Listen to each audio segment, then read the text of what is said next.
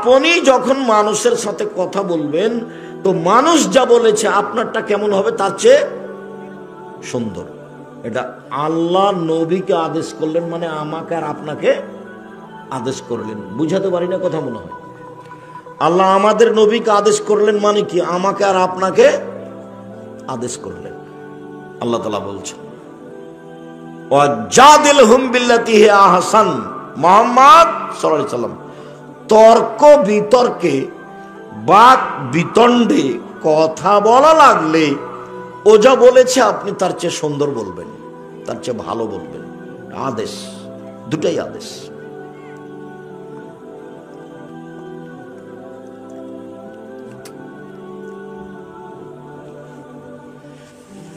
তিন, মুহাম্মদ সাল্লাল্লাহু আলাইহি সাল্লাম শুনুন, আল্লাহর পক্ষ থেকে বড় দেয় যে আপনার স্বভাবটা নরম, আপনার স্বভাব কর্কশলে লানফাদ্দু মিন হাওলেক, আপনার পাশ থেকে মানুষ সরে যেত, কে আপনার পাশে আসতো না। শুনুন, ফাফু আনহুম, মানুষকে মাফ করুন, মানুষকে মাফ করুন। পৃথিবীর মানুষ মাফ করতে শিখো। মাফ, ছাড়, ছাড় দাও। আচ্ছা করেছে করেছে, আচ্ছা বলেছে বলেছে, আচ্ছা মাফ করে দিলাম, মাফ করে দিলাম। যখন যে জেলাতে যায়, খালি গাড়ি থেকে নামলে কেউ এসে বলবে অনেক কথা আপনাকে বলেছি, মাফ করে দেন। ঠিক আছে, দিলাম। অনেক গালি দিয়েছি, মাফ করে দেন। কোনো সময় দুইজন তিনজন বলে, দেখি কোনো সময় গাড়ি থেকে নামার আগে প্রস্তুত হয়ে আছে খালি এই কথাটা বলার জন্য। কতদিন যে মন ভরে গালি দিয়েছে, নামার সাথে সাথে বলে যে অনেক কথা বলেছি, মাফ করে দেন। ঠিক আছে, দিলাম। কেন গালি দিলেন, দিবেন কেন এটা বলতে যায় না, ওই পাতায় পড়ি না, বলেছে বাস, যথেষ্ট। মুহাম্মদ সাল্লাল্লাহু আলাইহি সাল্লাম মানুষকে মাফ করতে শিখুন, মাফ করুন, মাফ করতে শিখুন। এই ভাষা তার জন্য চলবে না। মানুষকে মাফ করুন। ওয়াস্তাগফির লাহুম, শুধু মাফ নয়, আপনাকে গালি দিয়ে যে পাপ করেছে আপনি এখন আল্লাহকে বলেন, আল্লাহ তুমি ওকে ক্ষমা করে দাও। দল সংগঠন করিয়েন না একদিনের জন্য, একদিনের জন্য কোনো সংগঠন করিয়েন না, না হলে আপনার সাথে যে আছে সে ভালো, আপনার সাথে যে নাই সে খারাপ। কোন দল করবেন না, অমুকের চরিত্র ফুলের মতো পবিত্র। আল্লাহ নবী বলছেন যে প্রশংসা করে যদি কেউ কারো, তাহলে ওর মেরুদণ্ড ভেঙে দিয়েছে যার প্রশংসা করা হয়েছে। আর কেউ যদি প্রশংসা করে, আল্লাহ রাসূল বলছেন ওর মুখের উপরে মারো, মাটি ছুঁড়ে, মাটি দিয়ে মারতে বলছেন তার মুখখানে। হাদিস বুখারী মুসলিম। যে প্রশংসা করছে ওর মুখের উপরে মাটি দিয়ে মারতে বলছে আল্লাহ নবী। কেউ কেউ যখন খুব বেশি করে বলে আমাকে আব্দুর রাজ্জাক বিন ইউসুফ অমুক তমুক কিসের বলছে, সভাপতি পরিচালক কত যে বলছে, তখন আমি বলি আমার নাম আব্দুর রাজ্জাক আর আমার বাপের নাম ইউসুফ, বাপ বেটা মিলে আব্দুর রাজ্জাক বিন ইউসুফ। এর চেয়ে বেশি আমাকে কাউকে আমি বলিনি। আমি পড়াশোনা জানি কি না, আমি কোনো কিছু পাস করেছি কিনা, আমি কোনোদিন মুখ দিয়ে উচ্চারণ করিনি দীর্ঘ 35 বছরে। 90 সাথে এখন 35 বছর চলছে, 90 থেকে আছে, আলহামদুলিল্লাহ ভালো আছে। এই ছেলেরা, আমার কানে কথা আছে, তুমি বুঝতে পারো না, তোমরা কেউ মোবাইল ব্যবহার করবে না। দয়া করে আপনারা আমাকে কষ্ট দেওয়ার চেষ্টা করিয়েন না। আপনার মোবাইল কথা বলা আমি এখন চাই না। এখন মা মারা গেলে মাটি এখন হবে না, বক্তব্যের পরে হবে, এখন নয়। এমনি গল্প তো বহু দূরের কথা। আমি আপনার জন্য এসেছি। একটা বাক্যের দাম কোটি কোটি টাকা, ওটা আল্লাহ রাসূলের মুখের ভাষা। জাতির যদি রাস্তাঘাট করে দিতে না পারি, জাতির যদি স্কুল কলেজ করে দিতে না পারি, জাতিকে চূড়ান্ত সঠিক ধর্ম দিতে পারবো ইনশাআল্লাহ। ধর্মের ব্যাপারে জাতিকে ফাঁকি দিয়ে আমি পরকাল হারাতে রাজি নই, এমন কাজ আমি করতে চাই না। সম্মানিত দিনী ভাই বোন,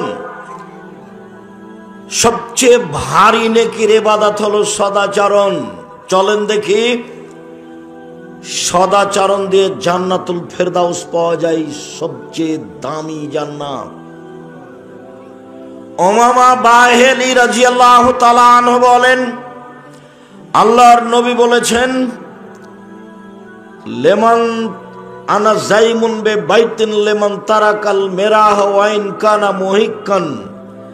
কেউ যদি তর্ক ছেড়ে দেয়, সত্য হলেও তর্ক না করে, আব্দুর হিসাব এটা বলেছেন, আরে না এটা বলেছেন, আরে না এটা বলেছেন। আসসালামু আলাইকুম, আপনার সাথে আমি তর্ক করতে রাজি নই, গেলাম। এইরকম যে তর্ক ছেড়ে দিবে, আমি মোহাম্মদ সাল্লাল্লাহু আলাইহি ওয়াসাল্লাম তাকে একটা জান্নাতে ঘর নিয়ে দিব। মোহাম্মদ সাল্লাল্লাহু আলাইহি ওয়াসাল্লাম এই জিম্মেদারি নিয়েছেন, তা ঘোষণা দিয়েছেন।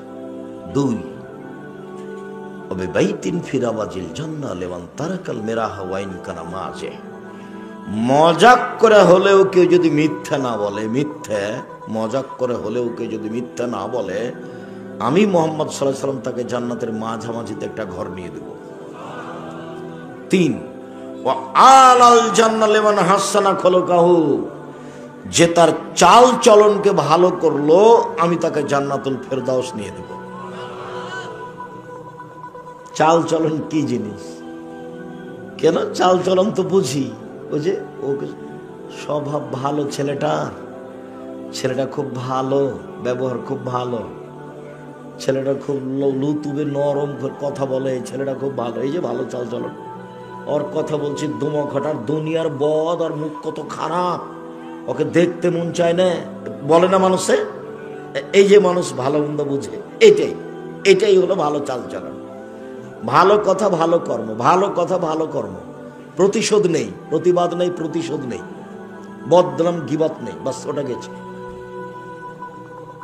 আজকে সকাল হতে হতে বড় ভাইয়ের হাত ধরে আপনাকে ক্ষমা নিতে হবে। আজকে গন্ডগোল কিন্তু বড় ভাইয়ের কারণেই হয়েছে।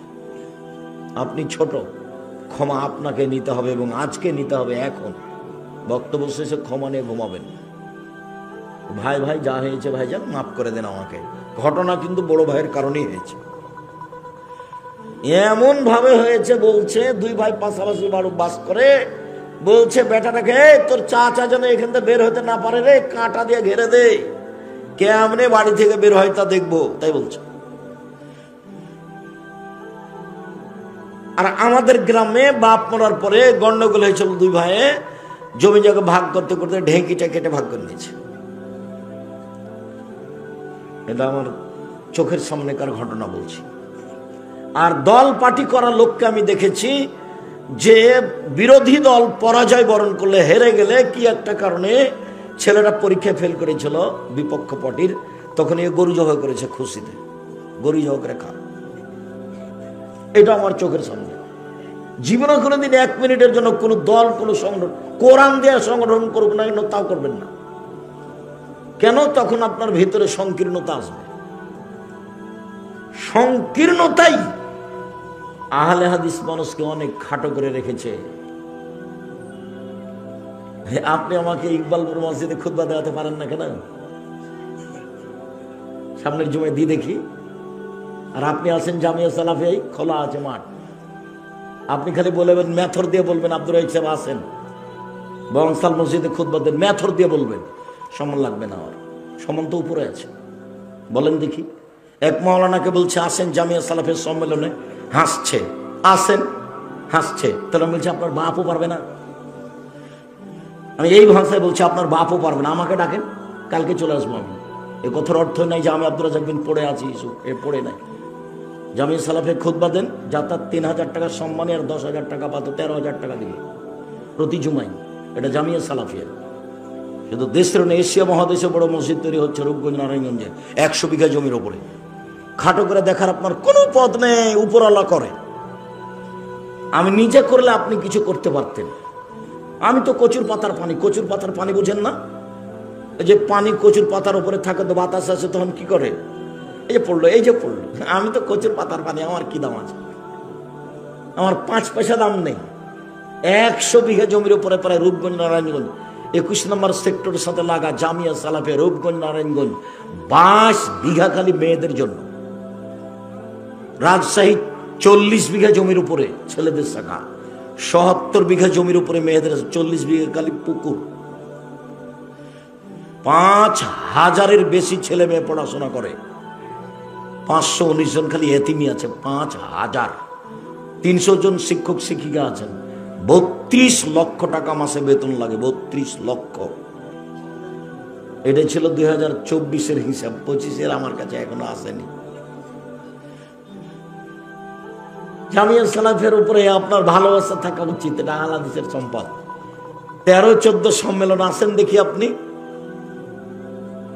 13-14 সম্মেলন পাকিস্তানের মৌলানা থাকবে, ভারতের থাকবে, সৌদি আরবের থাকবে, বাংলাদেশের থাকবে।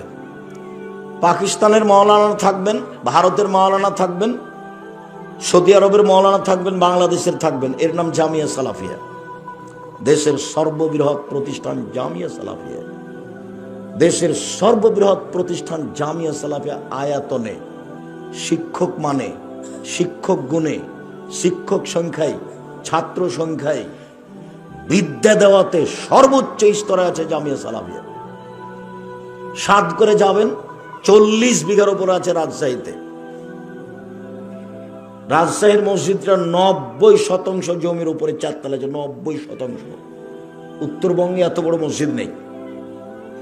আর এটা যেটা রূপগঞ্জে তৈরি হচ্ছে, সেটার একতলাতে 7 থেকে 10,000 মানুষ সালাত আদায় করতে পারবে, 200 শতক জমির উপরে। ওটা আপনাদের নিজস্ব সম্পদ, ওটা অন্য কারো নয়। জামিয়া সালাফিয়ার শিক্ষক কোনোদিন কোথাও টাকা আদায় করতে যেতে পারবে না। শিক্ষক রসিদ বই নিয়ে অপরাধ।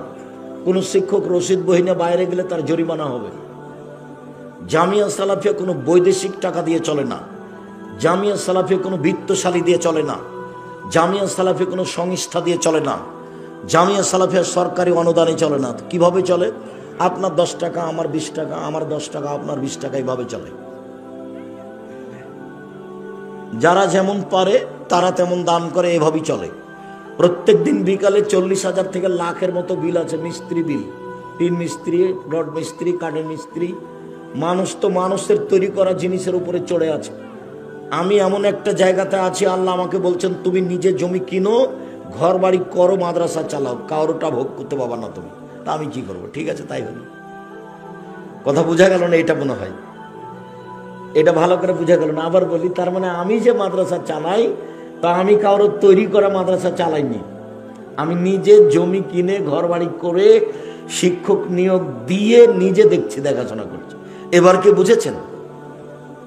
আমি কারোর তৈরি করার জিনিস ভোগ করিনি।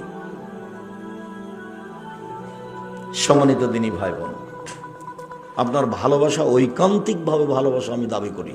দেশের সবচেয়ে বড় প্রতিষ্ঠান জামিয়া সালাফিয়া, শিরক মুক্ত প্রতিষ্ঠান জামিয়া সালাফিয়া, বিদআত মুক্ত প্রতিষ্ঠান জামিয়া সালাফিয়া, হিংসা মুক্ত প্রতিষ্ঠান জামিয়া সালাফিয়া, দল মুক্ত প্রতিষ্ঠান জামিয়া সালাফিয়া, সংগঠন মুক্ত প্রতিষ্ঠান জামিয়া সালাফিয়া। 60 জন 70 জন শিক্ষক বসে আছেন, দল সংগঠনের কথা মুখ দিয়ে উচ্চারণ করতে পারবেন না। কেউ কারো বিরুদ্ধে কথা বলতে পারবে না। বিরুদ্ধে কথা বলাই নিষেধ। বাস অফিসে বসবে, প্রয়োজনীয় কোনো কথা বলবে, ঘন্টা পড়েছে, ক্লাসে যাবে। এই 25 থেকে 30 তারিখের মধ্যে বেতন পাবে, 1 তারিখের মধ্যে বেতন নিয়ে যাবে, আহাল পরিবার না খাবে। কিভাবে প্রতিষ্ঠান চলছে তার ভাববার প্রয়োজন নেই, ওটা আল্লাহ দেখবে।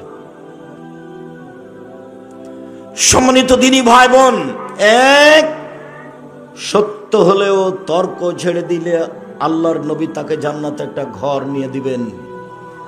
2, মজাক করেও মিথ্যে না বললে, মজাক করেও মিথ্যে না বললে আল্লাহ তাকে একটা, আল্লাহর নবী তাকে একটা জান্নাতের মাঝামাঝিতে ঘর নিয়ে দিবেন। 3, চাল চলন ভালো করলে আল্লাহর নবী তাকে জান্নাতুল ফেরদাউস নিয়ে দিবেন। সবচেয়ে দামি জান্নাত পাওয়া যাবে ভালো চাল চলনে। আবু মালিক আশআরী রাদিয়াল্লাহু তাআলা আনহু বলেন, রাসূল সাল্লাল্লাহু আলাইহি সাল্লাম বলেছেন, ইন্না ফিল জান্নাতে গোরাব ইরা জাহিরুহুম বাতিনুহুম বাতিনুহুম জাহিরা। জান্নাতে কতগুলি দামি দামি ঘর আছে, খুব উন্নত মানের পদার্থ দিয়ে তৈরি। বাহির থেকে ভেতর দেখা যায়, ভেতর থেকে বাহির দেখা যায়, খালি টক টক টক টক টক করছে। সাহাবীগণ বললেন, লেমন হাজি, এত দামি ঘর কে পাবে আল্লাহর নবী?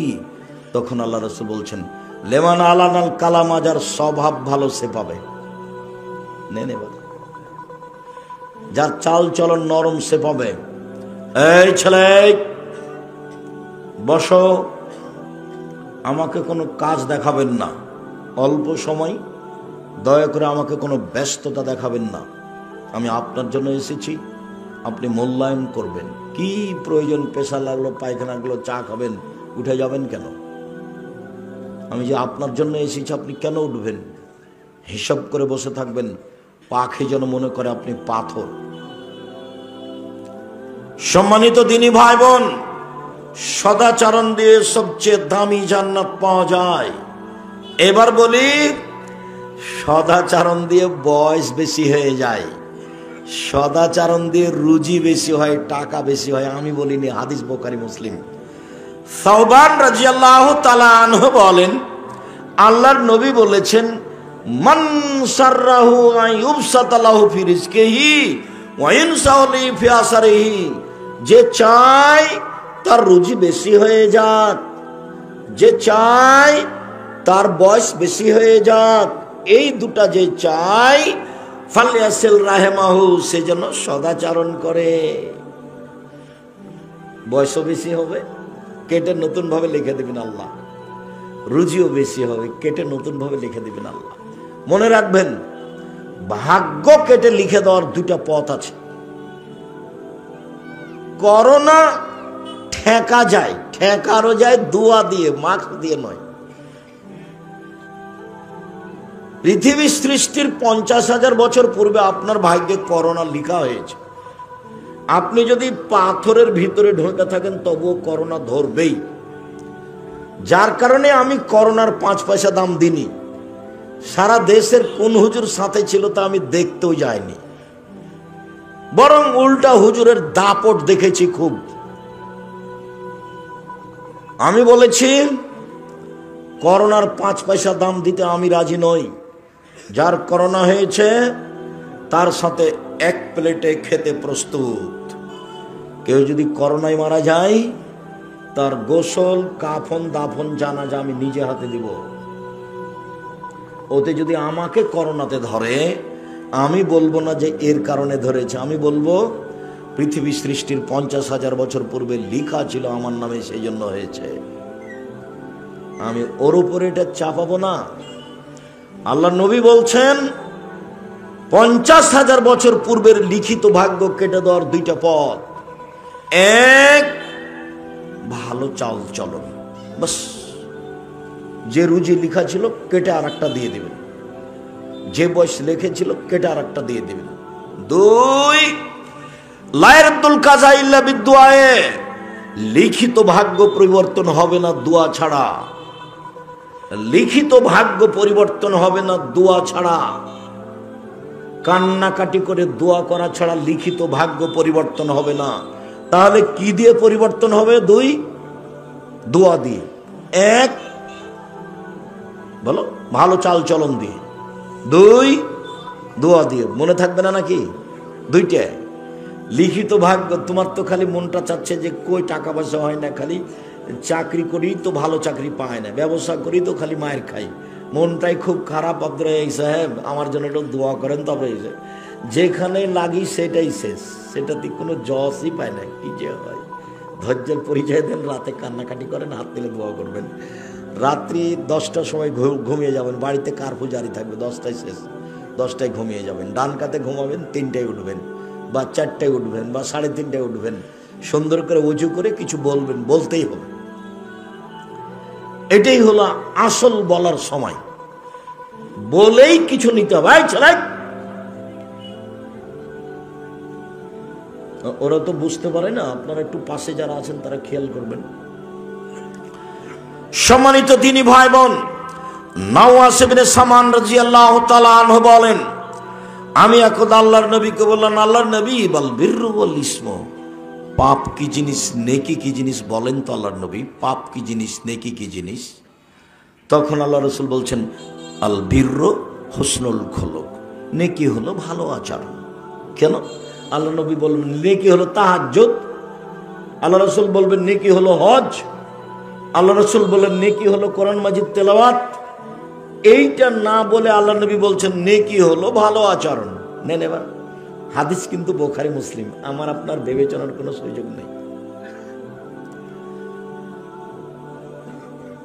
একজন জোহাইনা কাবিলার এক লোক বলছেন, এক সাহাবী, কালু সাহাবীগণ আল্লাহর নবীকে বলেন, আল্লাহর নবী, মা খাইরু মাউতিয়াল ইনসান, আল্লাহর নবী, মানুষকে যে আল্লাহ যত নিয়ামত দিয়েছেন তার সবচেয়ে উত্তম কোনটা বলেন তো আল্লাহ নবী?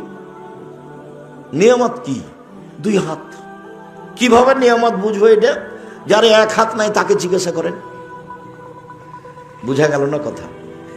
হাত যে নিয়ামত আল্লাহর, এটা কখন বোঝা যাবে? যার 1 হাত নাই তাকে জিজ্ঞাসা করেন কি পানি খরচ করে। পা যে নিয়ামত, এটা কাকে জিজ্ঞাসা করতে হবে? যার 1 পা নেই ওকে জিজ্ঞাসা করেন, তাহলে বুঝবেন নিয়ামত।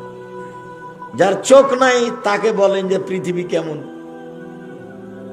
কোনদিন দেখেনি পৃথিবী, এমনিতে দিন পার, জীবন শেষ এমনিতেই, কোনদিন দেখেনি পৃথিবী কেমন।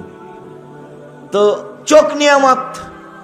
আল্লাহ নবী বলেন তো, আল্লাহ তো মানুষকে অনেক নিয়ামত দিয়েছেন, বাড়ি গাড়ি জমি জায়গা বউ ছেলে মেয়ে হাত পা অর্থ সম্পদ সব নিয়ামত। সবচেয়ে ভালো কোনটা এটা বলেন?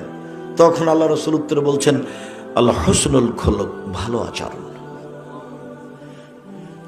আমি বুঝাতে না পারলে কিন্তু আমি অক্ষম। আল্লাহ রাসূল ঠিকই বলেছেন। এটি কিন্তু 1450 বছর থেকে এসব আদেশ আছে, উপদেশ বইয়ে আছে, উপদেশ বইয়ে আছে, আপনাকে পড়তে হবে। আল ইতিসাম পত্রিকা আপনার টাকা দিয়ে ছাপিয়েছি, তবে উপদেশ আমি নিজের টাকা দিয়ে ছাপিয়েছি। আপনি আল ইতিসাম পত্রিকা নিতে বাধ্য, আর আমার বইটা নিতে অনুরোধ।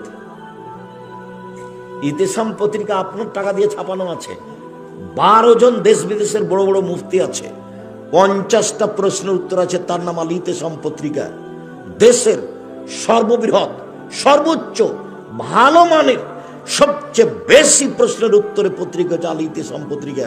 12 জন খালি মুফতি, দেশ বিদেশের বড় বড় বিদ্বান যারা মুফতি, একবারে জামিয়া সালাফে বানারসের হেড মুহাদ্দিস, বুখারী পড়ান যিনি, ওখানে তিনি আপনার জামিয়া সালাফে রাজশাহীতে থাকেন, ফতোয়া বোর্ডে তিনি বসেন, তার নাম আল ইতিসাম পত্রিকা।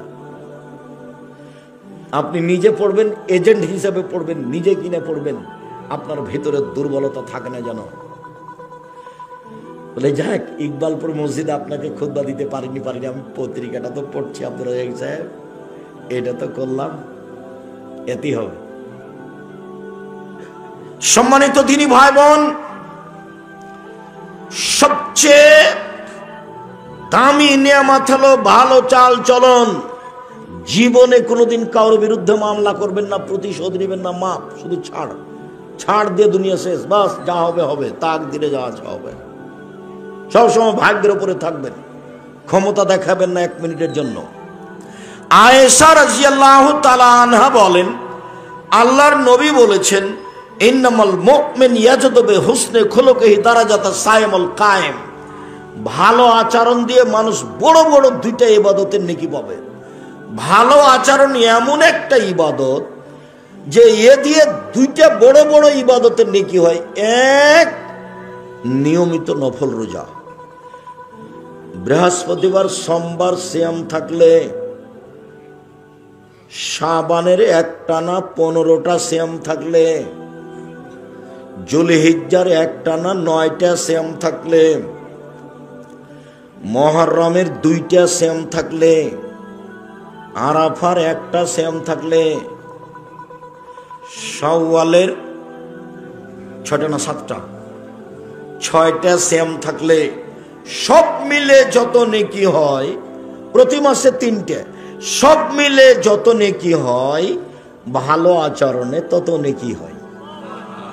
একটা আরেকটা, নিয়মিত তাহাজ্জুদ পড়ে যত নেকি হয়, ভালো আচরণে তত নেকি হয়। নবীর সাথে থাকার একটা পথ হলো ভালো তাহাজ্জুদ পড়লে নিয়মিত।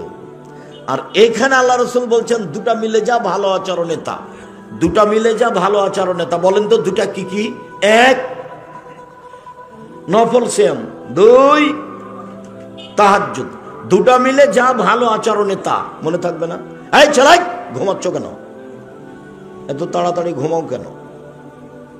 আমার দিকে লক্ষ্য করো, মনে থাকবে না মনে হয়?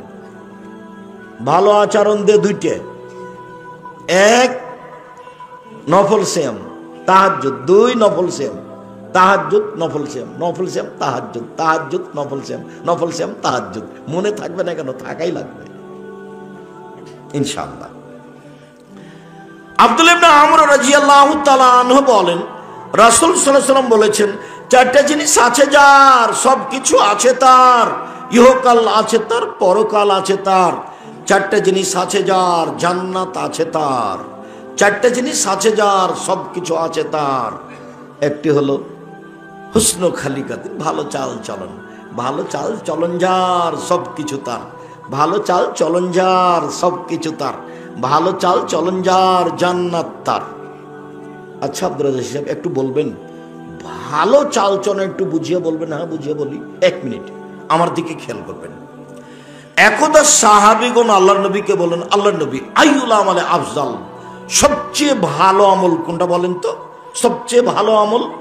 তখন আল্লাহ রাসূল বলছেন, মাখমুমুল কলব ওয়া সাদুকুল লিসান, অন্তরে নিরাপদ, মুখে সত্য। এটা হলো সবচেয়ে ভালো আমল, উত্তম। অন্তরে নিরাপদ, মুখে সত্য, এ হলো সবচেয়ে ভালো আমল। তো সাহাবীগণ বলছেন, মুখে সত্যবাদী এটা ভাষা বুঝি, কিন্তু অন্তরে নিরাপদ এটা বুঝি না, এটা কি একটু বলবেন? তখন আল্লাহ রাসূল বলছেন, আত্তাকিও আন্নাকিও, তা হচ্ছে স্বচ্ছ পরহেজগার, তা হলো স্বচ্ছ পরহেজগার, তা হলো স্বচ্ছ পরহেজগার। এইটার পরে আবার বলছেন, স্বচ্ছ পরহেজগারকে এক, লাইসমা ফিহে, যার পাপ নেই, সে হলো স্বচ্ছ পরহেজগার। 2, ওলা বাগিয়া, যার সীমা লঙ্ঘন নেই, সে হলো স্বচ্ছ পরহেজগার। 3, ওয়ালা গিল্লা, যার আত্মসাৎ নেই, সে হলো স্বচ্ছ পরহেজগার। 4, ওলা হাসাদা, যার হিংসা নেই, সে হলো স্বচ্ছ পরহেজগার। মানে ভালো চাল চলনের 4টা দিক।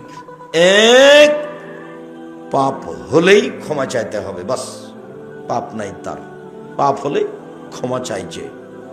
2, সীমা লঙ্ঘন নেই, জোর করে জমি দখল করেনি। মরিচ কিনতে গিয়ে বলছে 100 মরিচ দাও, তো একটা হাতে নিয়ে দেখে যা, দেখি তোমার মরিচ কেমন, একটা হাতে নিয়েছে, এখন 100 দাঁড়ি পাল্লা হয়ে গেছে, এটা কি করবেন?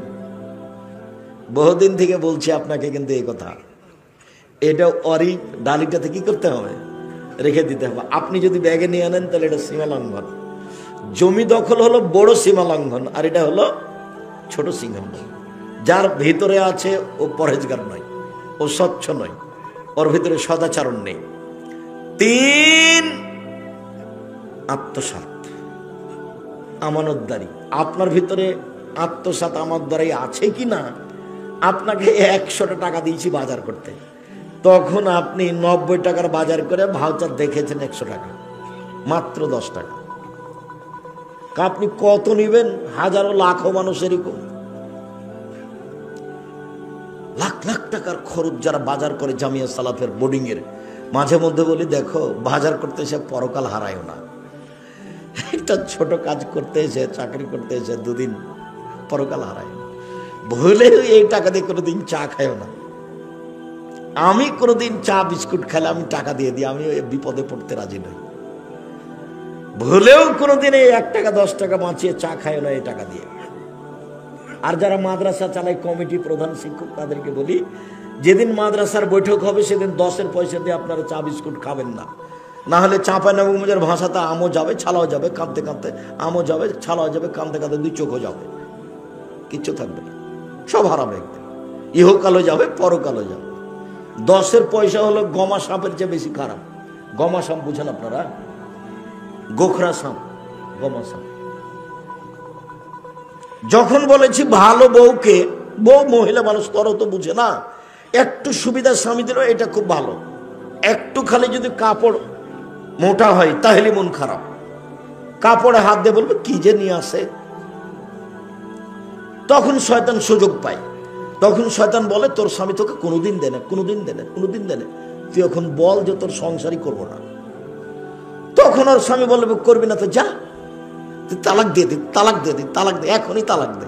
ওই তখন নিরুপায় বলে, যা তোকে 1 তালাক 100 তালাক দিলাম, বাস শেষ, শেষ কথা শেষ। 2 লাঠি মারিয়েন, তালাক মুখে আনিয়েন না, খুব খারাপ জিনিস। কোরআন আছে, হাদিসে আছে, ভালো জিনিসটা জায়েজ, কিন্তু আপনার এবারে সবকিছু ধ্বংস করে দিবে। বিলাঠি মারেন মন খারাপ হলে। স্ত্রীকে আল্লাহ রাসূল এভাবে সম্মান করতে বললেন, এক, যে মানের খাচ্ছ সে মানের খাওয়াও। দুই, যে মানের পড়ছো সে মানের পড়াও। তিন, কটু কথা বলো না, ঠোঁট কালো রং কালো এগুলো বলো না। চার, মুখের উপরে মারো না, মানে মারা লাগতে পারে, মুখের উপরে মারো না। পাঁচ, নিজের বাড়ি ছাড়া কোথাও থাকতে দিও না, যেতে দিও না। জরুরি প্রয়োজন ছাড়া তোমার বাড়ি ত্যাগ করতে পাবে না। বিবাহের বাড়িতে যাওয়া বহু দূরের কথা, হাটে বাজারে যাওয়া তো বহু দূরের কথা।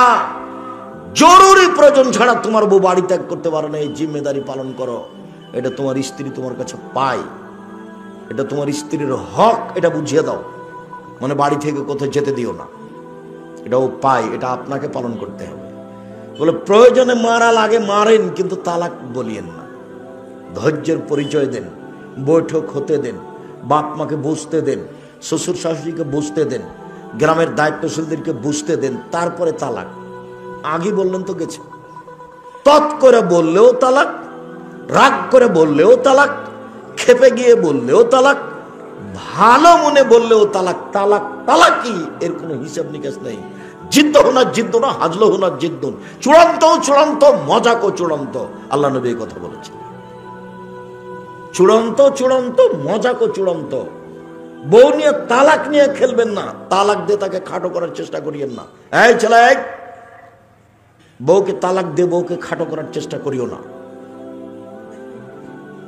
কিছু বলে, কিছু উপদেশ দিয়ে, দরকার হলে কিছু করে তাকে সতর্ক করো। তালাক দিয়ে তাকে সতর্ক করার চেষ্টা করিও না।